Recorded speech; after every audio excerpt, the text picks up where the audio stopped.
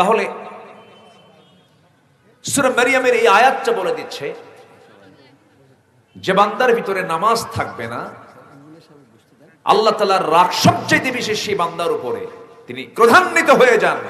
ফাসাউফা ইয়ালকাউনা গাইয়া, আমি তাকে জাহান্নামের ভিতরে ঢুকাবো না, খাই নামক গর্তের মধ্যে ঢুকাবো। ইমাম কুরতুবী রাহিমাহুল্লাহ আরো 6টা কারণ এখানে সংযুক্ত করেছেন। সম্মানিত ভাইয়েরা, এই 54 বছর জাতিকে জাহান্নাম থেকে বাঁচানোর জন্য নামাজের কোনো আইন, নামাজের কোনো বিল পার্লামেন্টে কেউ উত্থাপন করেছিল? আসতে কয় কেউ করেছিল? আচ্ছা, উত্থাপন করবি বাবা কেমনে? তারা তো নিজেরাই নামাজ পড়ে না।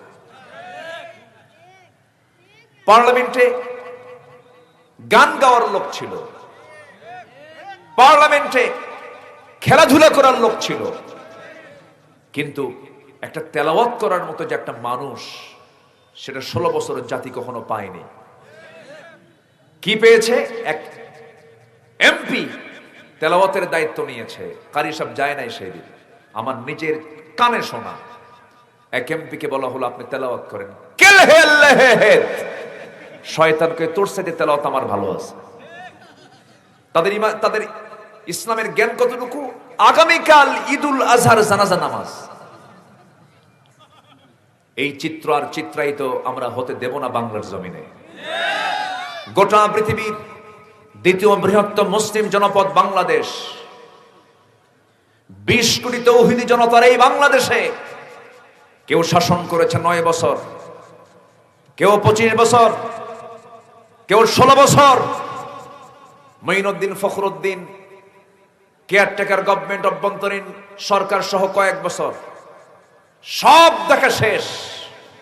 কেউ জাহান্নাম থেকে বাঁচানোর জন্য মিনিমাম নামাজের আইনটুকু বিল উত্থাপন করতে পারে নাই পার্লামেন্টে। অতএব জাতিকে জাহান্নাম থেকে বাঁচানোর জন্য যে দল, যে শক্তি দুনিয়াতেও কল্যাণ চায়, আখিরাতেও মুক্তির জন্য আন্দোলন করে, তাদের কি আমরা সমর্থন দেব ইনশাআল্লাহ। সেই নেতৃত্বে মানতে রাজি আছেন কারা কারা? হাত উঁচু করে দেখান মুসলমান।